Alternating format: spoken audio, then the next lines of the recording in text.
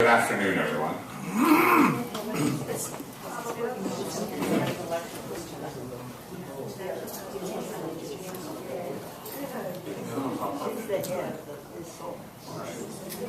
So we have a pretty powerful, there we go.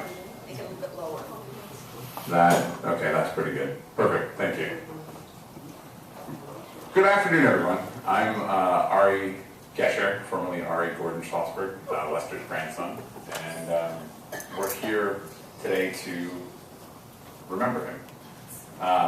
We have a number of people who want to get up and share some thoughts and some memories, and there'll be a period near the end where anyone who sort of has something they'd like to say can come up and just sort of on an ad hoc basis and speak as they like.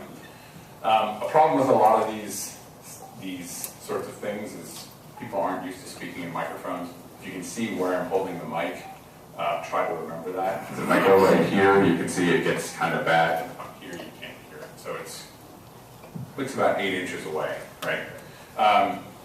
The last thing I'll say is for the speakers, we're going to try to keep people's remarks to under 5 minutes. And if you come up close to 5 minutes, I'll let you know. But there's no, people should feel free to speak it for as little or as long as they'd like, as long as it's under 5 minutes. But there's no need to fill 5 minutes. It's basically the point. So to get things started, David Schlosberg, yes? Is it possible to slow the pictures down so we can look at each one a little second longer? We will look into that. Probably is the answer. Yes.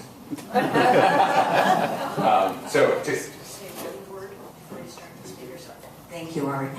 I want to welcome you all here. I'm Hetty. I'm the administrator of the home, and I want you all to feel free to help yourself to fruit and desserts over here. There is punch. It happens to be raspberry punch. And as you see, our carpeting has not been spotted. So please be careful when you take it and sit down that you don't trip on anything, because we don't want you to fall, and also that you're very careful when you take the liquids. I appreciate it. I welcome you all here. Lester was here for almost 4 years with Helen, and we had a wonderful time. We really enjoyed each other's company, and we will miss both of them very, very much. And with that word, I'm just going to turn over the mic to Ari. Thank you. So, David?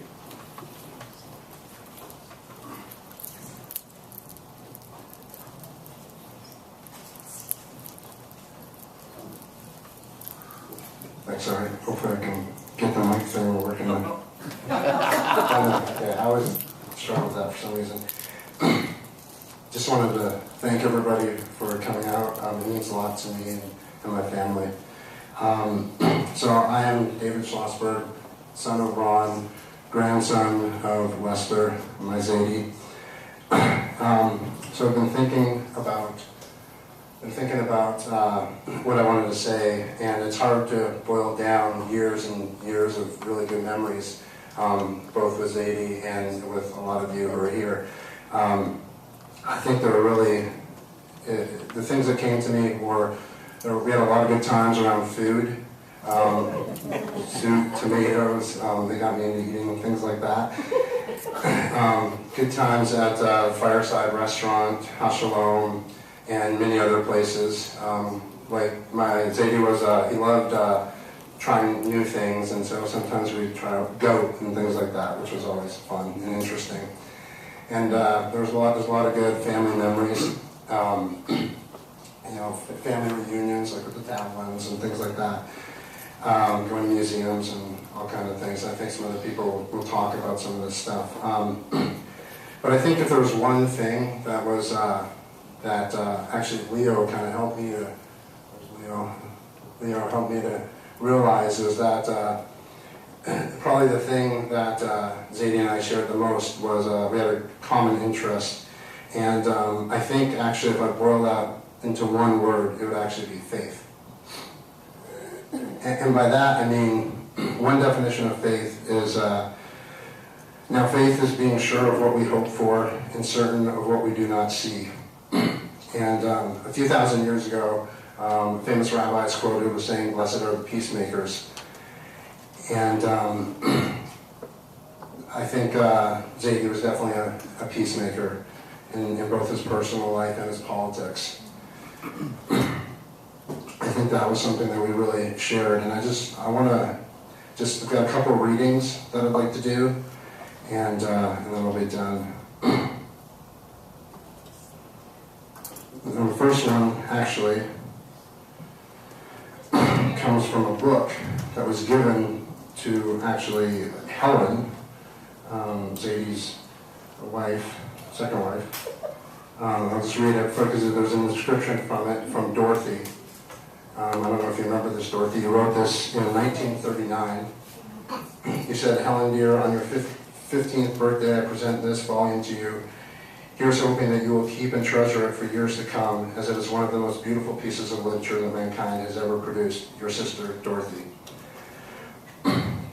And and for a time I lived with Zadie and Helen, and we had many discussions related, in short, to issues of peace and politics and things that take a little bit of faith to get through. Anyway, I'm going to read just from Job here. Really, this is Job chapter 19. "But as for me, I know that my Redeemer lives, and that he will witness at the last upon the dust. And when after my skin this is destroyed, then without my flesh shall I see God, whom I, even I, shall see for myself, and mine, my eyes shall behold, and not another's." I actually asked Zadie about this last time I was here, a couple months ago, and we had a really interesting discussion about it, as we've done about verses like this and topics like that. And that was really special to me. And I just wanted to read, I'm going to read a brief little joke that some of you may have heard that Zadie sent to me a while ago. And it was something about, I'd say, that we would also talk about. So the joke goes like this. "In Jerusalem, an English female journalist heard about an old rabbi who visited the Wailing Wall to pray twice a day, every day, for a long, long time. In an effort to check out the story, the journalist goes to the holy site, and there he is. She watches the bearded old man at prayer, and after about 45 minutes, when he turns to leave, she approaches him for an interview. 'I'm Jane Collins from the BBC, sir. How long have you been coming to the Wailing Wall and praying?' 'For about 50 years, he informs her. 50 years? That's amazing. What do you pray for?' 'I pray for peace between the Jews and the Arabs. I pray for all the hatred to stop, and I pray for all our children to grow up in safety and friendship.' 'And how do you feel, sir, after doing this for 50 years? 'Like I'm talking to a brick wall.'"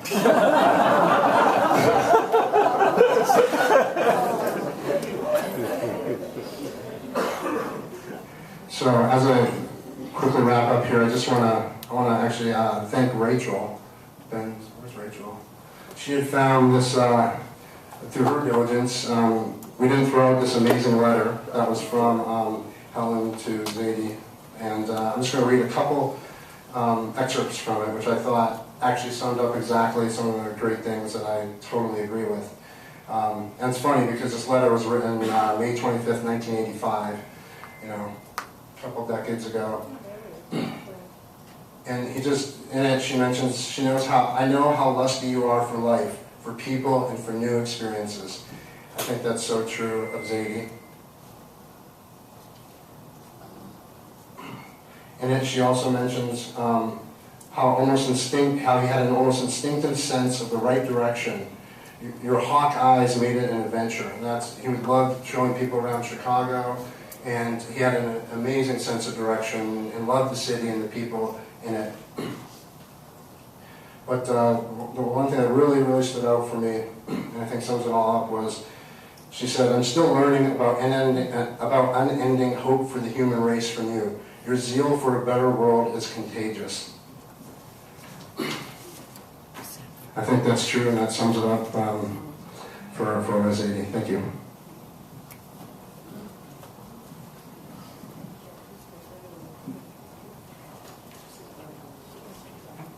David Zverow.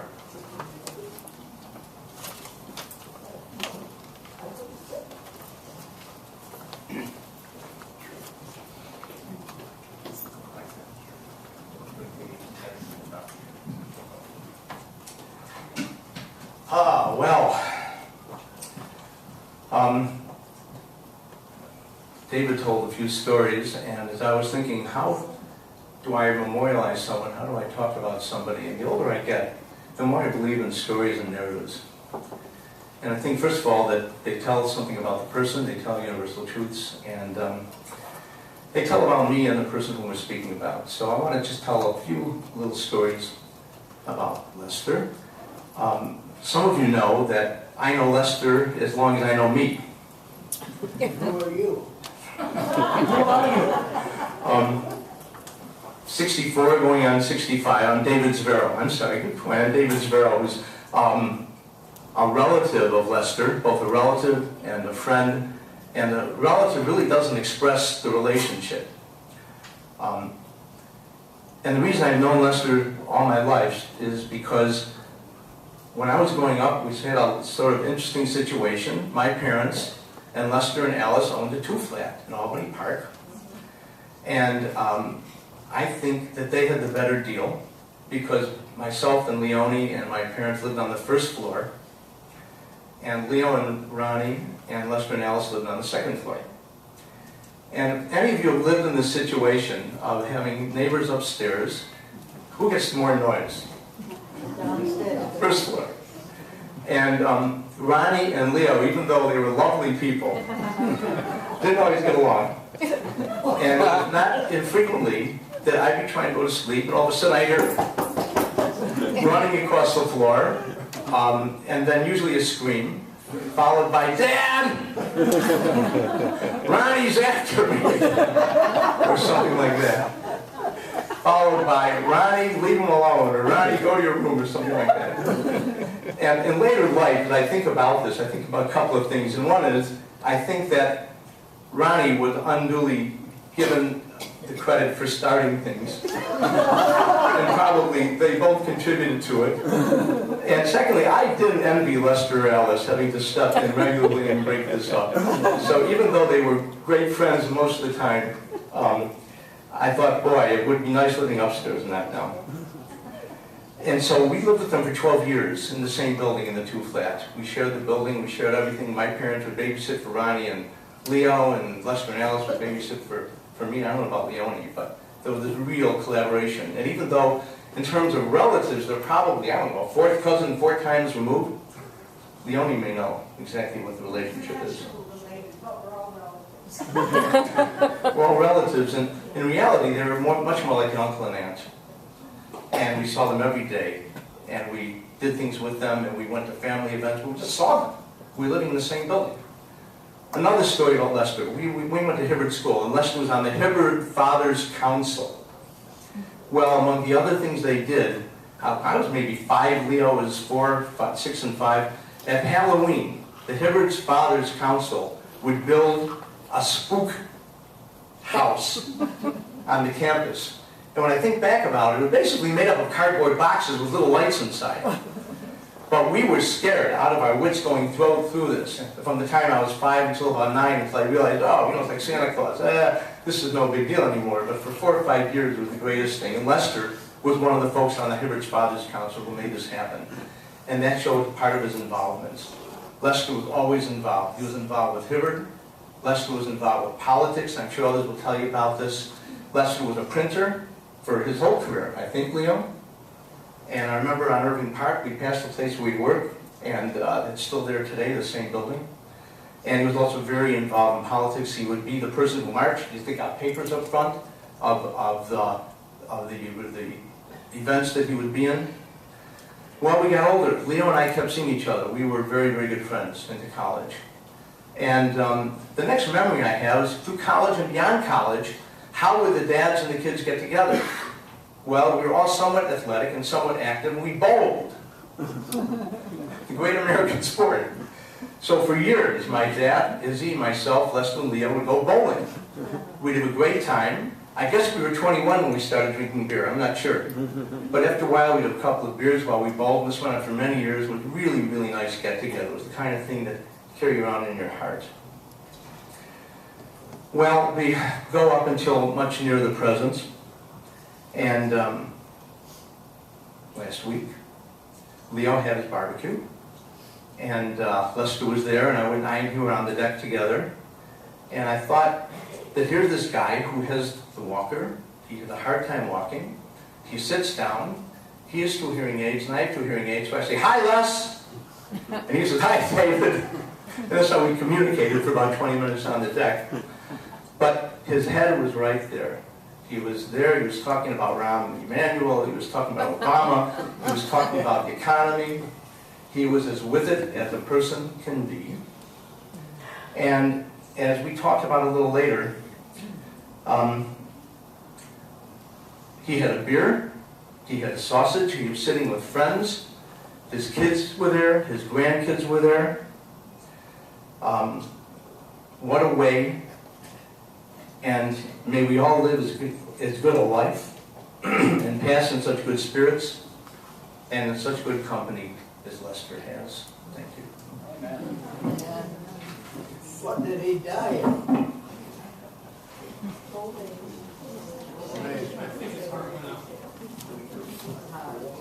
We think it was heart failure, but we don't really know.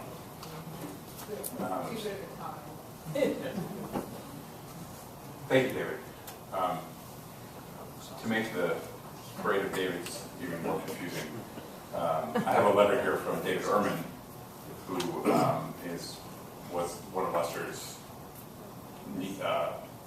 nephews to David Schlosberg, one of his grandsons. And I'll read the letter from David to David, now following 2 Davids. Dear David, Nancy and I share your sorrow for the loss of your beloved Zadie and my beloved Uncle Lester. Lester was a real sweetheart, always friendly, always helpful, always thinking of others. We all loved him, and we'll all miss him. This has been a terrible year for our family. Too many losses. First Alice, then Helen, now Lester. That whole generation is vanishing before our eyes. And the shame of it is, they were all such wonderful people who contributed so much to the world. I guess the best tribute we can pay to them now is to emulate them, to try to be as loving and giving and caring as they were. It's a high standard to aspire to, and we may fall short, but it's a worthy goal. And you, David, I think you're doing pretty well in that regard. Recently, I was enumerating Lester's fine qualities, friendly, helpful, etc. It occurred to me that you too share those same qualities. You too are a loving, caring, giving individual, always concerned for others and eager to lend a helping hand.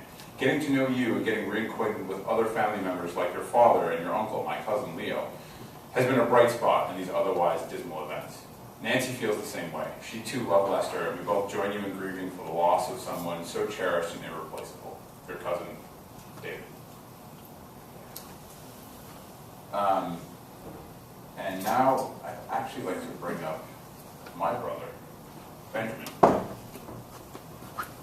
share his thoughts. You start the slideshow. Oh, yeah.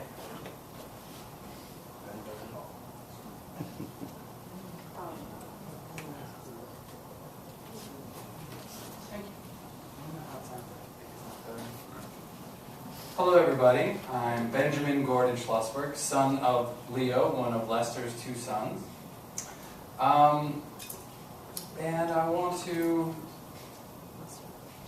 just say how thankful I am to have been able to spend so much time with my Zadie over the past few months and few years. I feel blessed to have been so close to him and being able to really cultivate a real adult relationship over the past few years of my adulthood.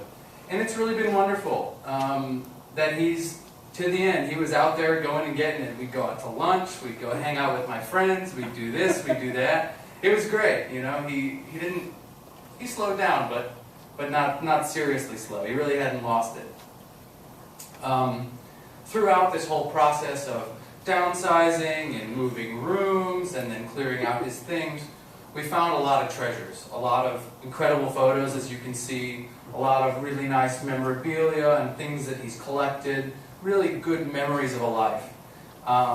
One of these I found that I'd like to share with you. This was a resolution written by his friends in honor of his 75th birthday. Who's to know? I'm sure some of you were there at the writing of this.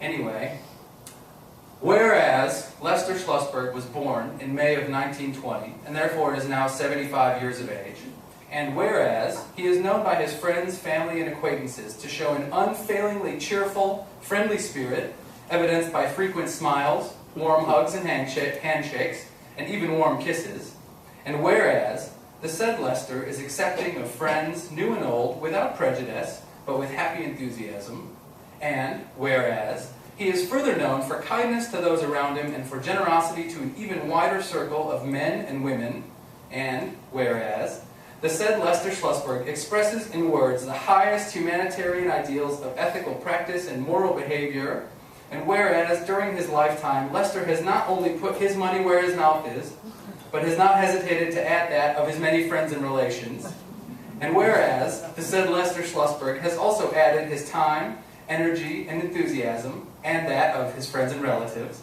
to the service of causes which express and carry forward the said humanitarian values and ethical behaviors, and whereas, for all of these reasons, he has inspired friends and relations with admiration for his sterling qualities, as well as for the justice of the causes he espouses.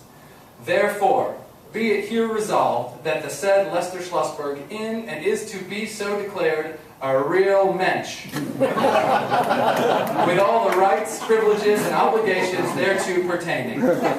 Attested to on the 19th day of May, 1995, in the city of Chicago, Illinois, United States of America.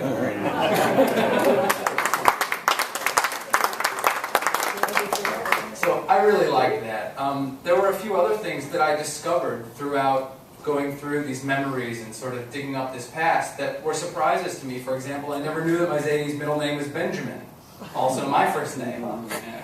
Or that he attended, as you may have seen, a Habonim camp in the 30s. And Habonim is a youth movement in which I grew up. And so to me that was something that I was bummed to only find out after he had passed.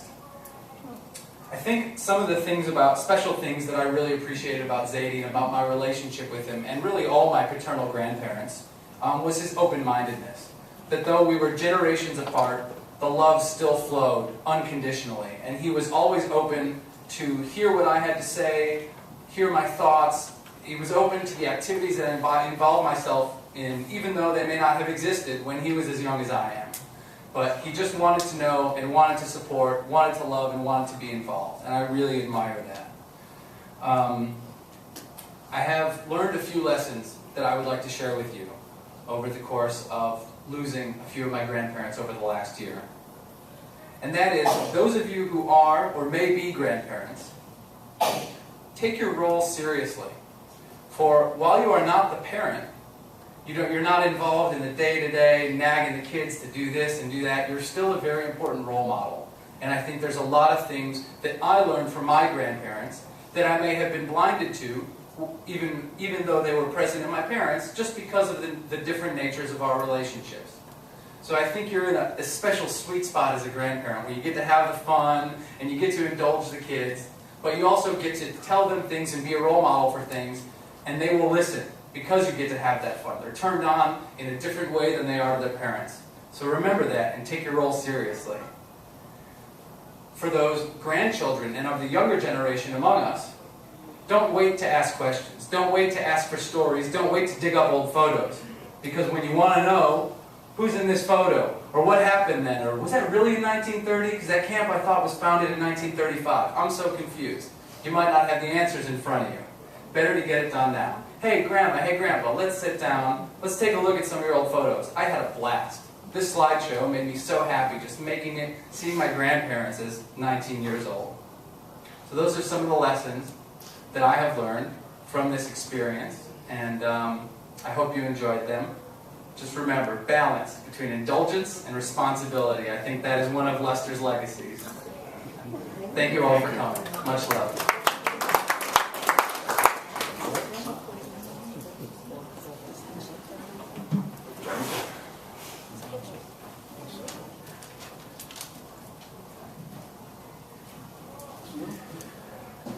Lester was my grandfather. Most of my memories are good. I'm glad he was able to come to my wedding and meet my 2 young kids. My best memories of him are going out places and having too much food. He always made sure I had too much food and even pushed me out the door with more food. For those who don't know, he served in World War II and donated his time and money to many good causes. Thank you.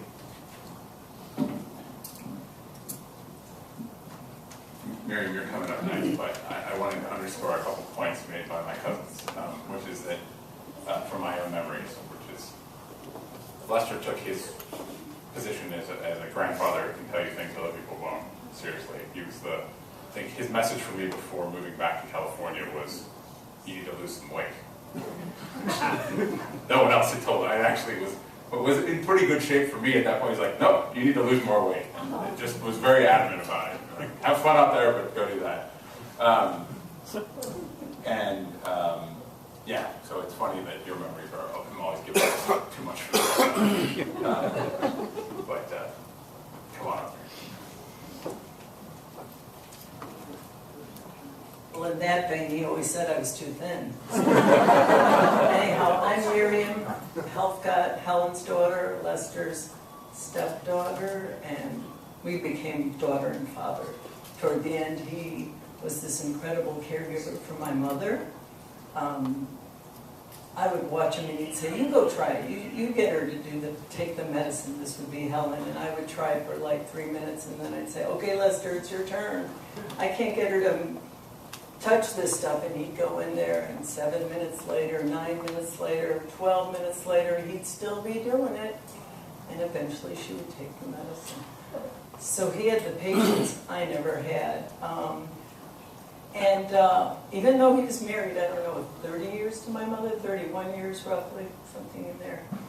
I really didn't, we had a tug of war. I know he was a magnificent man, but I was bullheaded, he was bullheaded, so we kind of fought for, not for my mother particularly, but just for independence of the other, I think, if that makes sense. He would tell me how to cook something or how to drive somewhere, and I lived here for 37 years, so I pretty well knew Chicago. But when my mother got sick, I think the barriers of that just disintegrated, and that was just wonderful, and really just enjoyed him, and he enjoyed me. And I really have, anyhow, no disclaimers. But I have this little story, like David was talking about narratives. I was in a coffee shop in Minneapolis, or in that area, and Lester wasn't there. And I was behind someone in line, and the barista, the coffee maker, was talking to a young woman and discovered that her father was someone he knew. And he said, oh, is that your father? Wow, he's so cool. And this was many years ago. I don't know if my father married, my father, Seymour Helfgott, was dead or alive. He's died many years ago. But I didn't have the relationship with Lester then. But in these last couple of years, I can say that's the same cool father too. And that's pretty terrific. So thank you.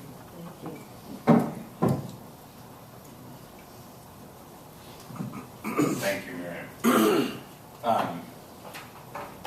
So, I was born and grew up here in Chicago, in East Rogers Park, maybe a little bit over a mile from where Lester was living at the time. And when I was 10, we moved out to Woodstock. And so for the first 10 years of my life, I think I was the oldest grandchild that actually lived here. And so all of those grandparents, Helen and Alice, and were all kind of almost like a regular part of our life. It wasn't even like you go see the grandparents, they were just kind of around. And I don't actually have a lot of specific memories from that period, other than just being around them. So as I got older and we moved away, and then visiting them and seeing them, the memories become a lot more episodic, and there's like a part of me that's like jealous of the years that David spent, or the time they spent actually living with them as an adult, which I never had. But I had a really interesting experience very recently, which goes back to sort of the piece of advice that Benjamin was talking about, which is, don't wait to get those memories, to talk about what your grandparents know, where David and I actually met in LA at a different memorial service and said, earlier this year, I guess it was, and said, we really need to talk to Lester. We need to sit down and interview him and record some memories. And I actually, that video camera back there, I bought in an airport from a vending machine, which clearly shows that we're living in the future. But that specifically to record some stuff with him. And I came to visit here actually at Self-Help, I guess it was probably January, February, and sat down, and the thing will record about 2 hours of video. Sat down with Lester, who at the time, as some of you may know, was having some issues with his blood pressure, so it would lead to him kind of falling asleep in the middle of the conversation, which is disconcerting until you get used to it, and then you're like, all right, just wake back up, and we'll keep going. But we turned on the video camera, and the thing that was amazing to me was that he just started talking, and didn't stop. He was ready. He was like, all right, I'm ready for my close-up. We'll sit down, turn on the camera, and let me just start talking. And he started telling stories, and they didn't really ramble. They made sense. They had a beginning, a middle, and the end, and very, very well-crafted narrative, sort of these episodes from his life, except for the parts where he'd fall asleep for a minute, and then he'd come back, and we'd keep on going. But it was something I had not experienced from him before. And in talking to my dad about it, he was saying, well, he was a union organizer. What do you think those guys do? They just get up in front of people and start talking about, well, this is the thing that we need to do, and it has to make sense. And it just never really occurred to me. And sort of to be able to discover this talent, which is one that I now use in my professional life, the same thing, being able to get up and talk to people about things and just communicate complex ideas through stories. It's like, I didn't even know where I learned it. It was in the water. It was just something that I picked up from being in this family. And, at least in my lifetime, it started with Lester. So, the last person we have to come and speak is actually my father, Leo. He's going to say a few things, and then we'll open it up to anyone who'd like to come up and talk. I've been told that we have a deadline to meet of 5:30, which is when dinner is served here at Self-Help. But we've got plenty of time for people who want to come up and talk. I did not come here expecting to speak, but Milt Hurst, who is over there, and it's a long-time family friend. I remember Milt from when I was a little kid. He said that he thought something had to be mentioned, and I agree with him because it's one interesting or important episode in my father's life, and that was his involvement with the Midwest Jewish Council. The Midwest Jewish Council had as its reason for existence to commemorate the Warsaw Ghetto Uprising. These were people who, rather than the Holocaust in general, just wanted to talk about the fighters. And my grandfather, Lester's father, was very active in that organization, and I went with him to all of these commemorations. So certainly I remembered it, and that was an organization of my grandfather's generation, and there were a handful of people, particularly among them both Milt and Lester and a few others of the next generation, who attempted to keep it going. And there are friends of ours here who were involved because we had a political organization and we worked with them, but sometimes it doesn't work for generations, structures and approaches, things apparently change is what they tell me. So both Milt and my father spent a couple of years working on this book, which is a history of the Midwest Jewish Council. So that was, at that time, a very important part, I think, of both of his life was doing this. And the thing that I guess I certainly think about is generational continuity, because we've had a generation passing this year in our family. So, and I think about how he did that with with his father, and that was important to him, and that's about all I have to say. I'll hand the mic over to the next generation.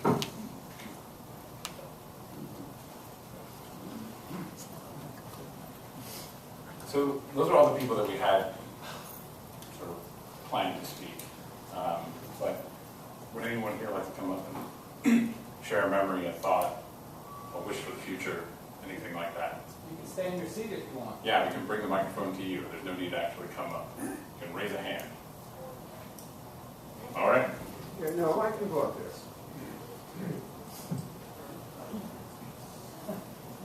My name is Leonard Rubin, and I entered the family through the back door. My wife was a Zverow, and I really don't know how her relation and Lester's converged at all.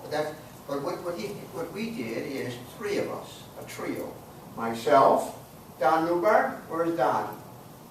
Don and I, we would meet weekly and have lunch. One day was set aside for lunch. Sometimes when his relatives, grandsons, Ron, David, Jeremy would come in, we would have a lunch with them. But it was very, very important. He was driving at this time, and therefore he would come and they would all converge, or all three of us would converge at my house. But later on, he gave up his car. He gave the car to his son to sell. And so therefore we would all self-help, we would all go to self-help, pick him up, and take him to various restaurants to eat. Conversation was always scintillating, provocative. But there was a consistency. He was one, an idealist. He was also empathetic to the downtrodden, always feeling sorry for either the Palestinians, or for this group, or for that group, and always contributing money to one of these groups. But he was always upbeat, see. And he always believed there should be a social network for those people who were not fortunate enough. We would always get involved in some dialogue. Some were very provocative and some were very heated. But no matter what position that was taken, we had a great deal of respect for Lester because he was steadfast in his views, consistently. So, thank you very much. Thank you. Thank you. Anybody else like to share anything? Come up. Come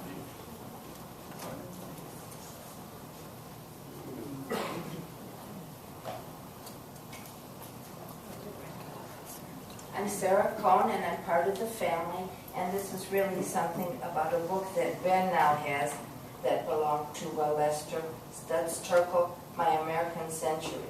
And Studs-Terkel had written, "To Lester, who has always been a scrapper for justice, thank you for that. Peace, grace, and beauty, Studs-Terkel." It's visible over on the table if you want to see it. Oh, yeah, I want to see it. Anyone else? I just, Leonie, go ahead. Leonie. She's related. I'm not the family. I'm not going to come up.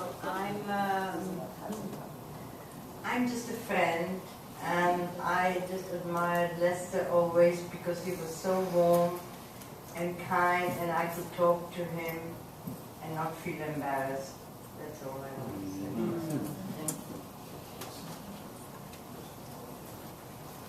Whose pictures are all those? A lot of people. They're all pictures of Lester. I'm at an angle, I can't see it. I mean, all right. Okay. I'm Leonie Zverow McVeigh. My brother David spoke earlier. I was the one under Ron and Leo's bedroom. I don't think David was. I remember spending much of my youth with a broom, hitting the ceiling and stuff. I'm in a funny position. I have a reaction to everything anyone says because we were there so many years living with Les and Alice. I remember when I was 11 years old. I used to watch television because they could afford when we couldn't. It was very exciting. We were always part of their friendships. They were part of my parents' friendships. Alice used to be in charge of us when my folks went out. I was older, so I was not really in need of a babysitter, so Alice and I would always fight about her rules versus mine. She was taking care of David, but I thought I was right and she wasn't. We used to have a washing machine in the basement, but no dryer, so we would have a hand wringer. You know, it was fun. I remember Lester going down to the coal shed, shoveling, remember the coal shed in the basement? Shoveling coal, and it was a cold winter night, and Dad would alternate. All the way through, Lester and I shared a birthday, and on my 60th and his 80th, I hosted a birthday party, which was wonderful for all of Lester's friends and all of my friends and relatives. Yeah, I mean, I think half the people here were there. That was great. So for my 70th, his 90th, he called me last year and said, are we going to do it again?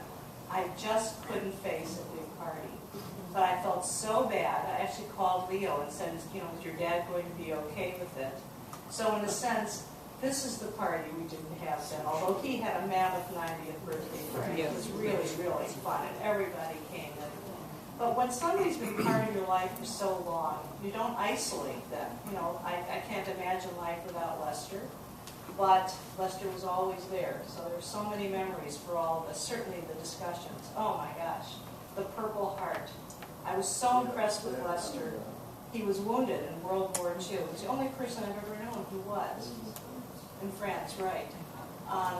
It's very interesting. Lester had a very dynamic life, and I think everyone who knew him was touched by that.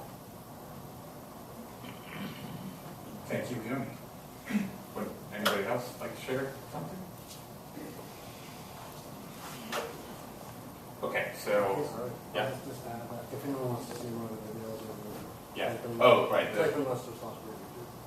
What's the URL?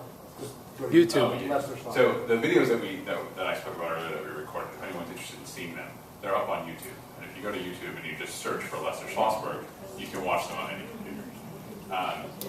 So, yes. I just decided that I wanted All right. I was waiting for you. Yes. We'll have to.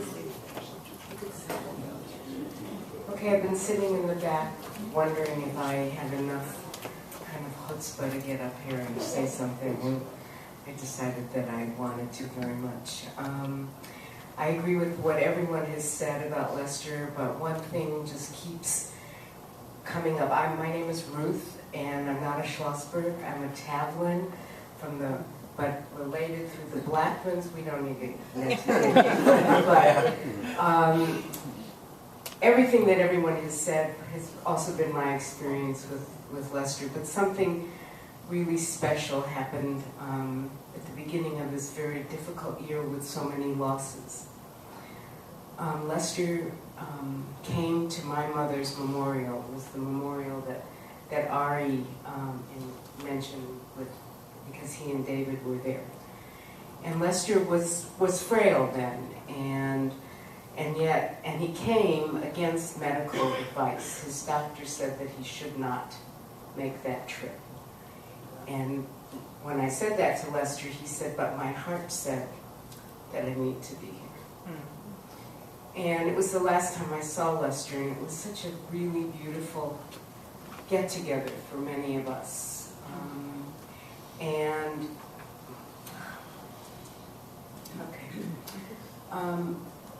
My mother loved Lester, and Lester really loved my mother. And part of why I wanted to come today was that I knew that she would want to be here. And so I'm coming in her stead, and send much love to everyone in the Schlosberg family. It meant so much to me. And Lester epitomized the kind of love and caring that I felt.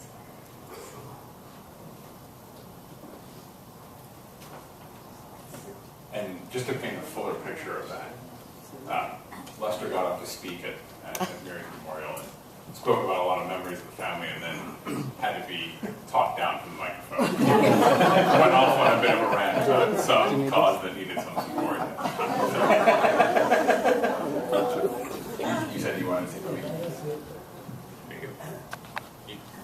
sit. Oh, I don't want to. I want to stand up. Okay.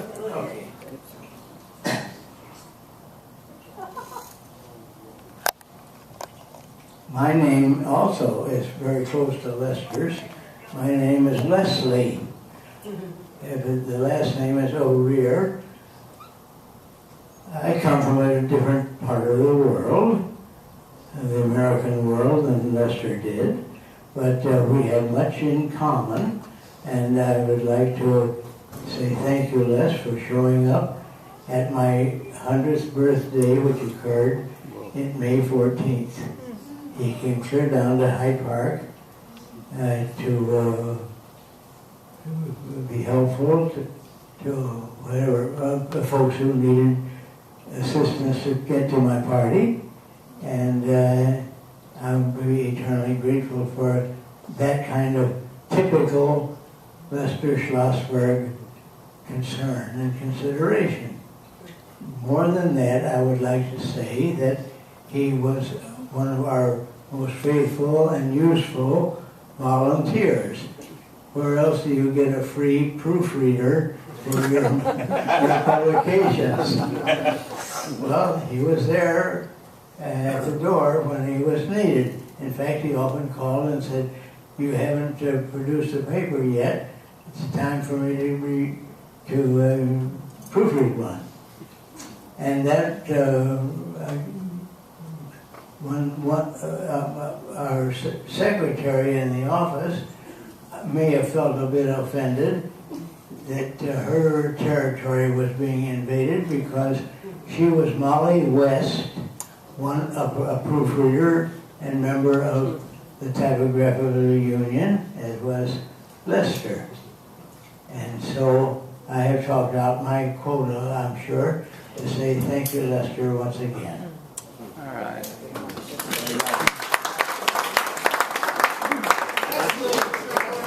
So, Leslie, this was at the Labor History Society? Thank you for pointing out my error. Not typographical, it's just that it slipped by me.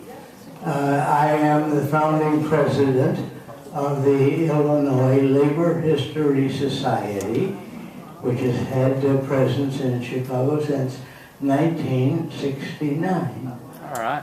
And I was its functioning president without salary, so I know the volunteer route too.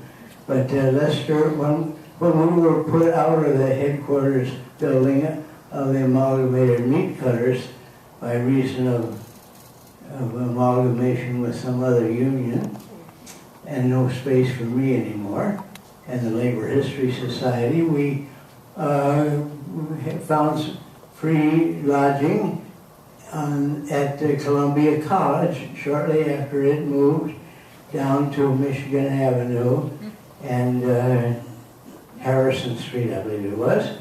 We had a storefront right on Harrison. And the first I met up with Lester Schlosberg in my life was when he showed up and said, "I think you need to have a display in your window here." I said, "Of course you do." He said, "I will make you one."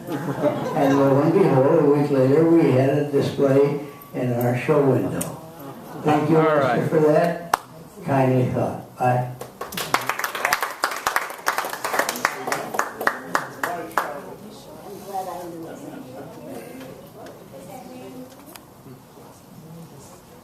Would anyone else like to come up and speak?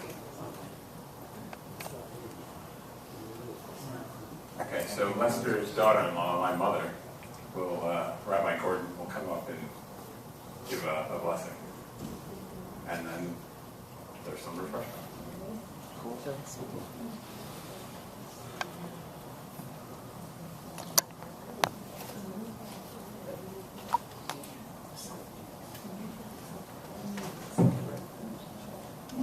I'd like to offer 2 readings before the memorial prayer in the Kaddish. The first is a poem by Lillian Morrison called Holes. Strangest of gaps, their goneness. mother, father, beloved friends. The black holes of the astronomer are not more mysterious. This kind of hole will not be filled with candle flames or even 1,000 thoughts. The hole is inside us.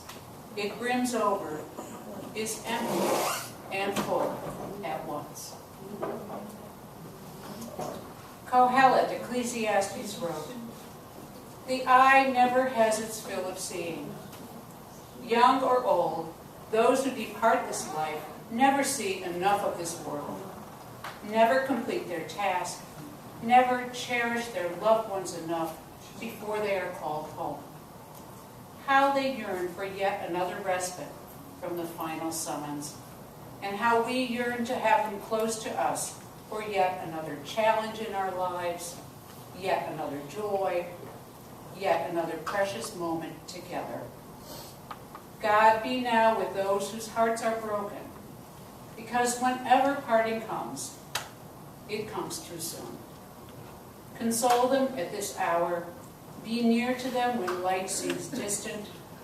Sustain them, O God, until the time of healing."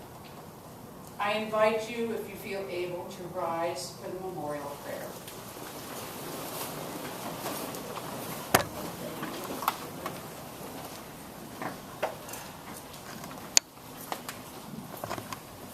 El Malei Rachamim, Shochen Bamromim, Amtze Menucha Nechona, Tachat Kanfei Hashchina, Im Keroshim Utehorim, Kezohar Harakia Mazhirim, Et Nishmat Elia ben Hershel Shehalach Leolamo, Began Eden Tehe Menuchato, Ahana Bal Harachamim, Hastirehu Beseter Knafecha, Leolamim, Utzror Bitzror Hachayim et Nishmato, Adonai Hu Nachalato, V'yanuach B'shalom, Al Mishkavo,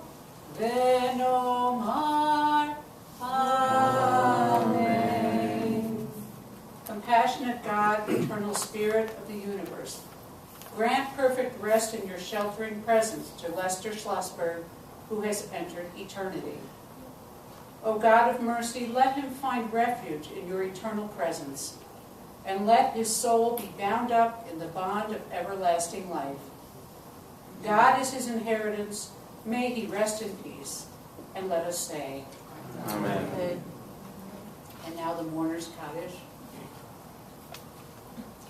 Yitgadal, Yitgadash, Shemei Rabbah. V'alma Divrach Yirutei, V'yamlich Malchutei, V'chaye Chon, V'yomei Chon, V'chaye Dechol Beit Yisrael, V'agalav V'zman Kariv V'imru. Amen. Yehei Shemei Rabbah V'varach V'le'olam V'olmei Olmaya. Yitbarach V'yishtabach V'yitpahar V'yitramam V'yitmaseh. V'yithadar V'yithaleh V'yithalal Shemei Kusha V'yichu. Le'elam Yinkol Birchata V'shirata Tushbechata V'nechemata Da'amiran V'alma V'imru. Amen. Yehei Shlama Rabbah V'yishmaya V'chaim Aleinu V'al Kol Yisrael V'imru. Amen. Oseh Shalom Yivramam V'yaseh Shalom Aleinu V'al Kol Yisrael V'al Kol Yoshvei Tevel V'imru. Amen. May God grant peace to those who mourn and comfort all the bereaved among us.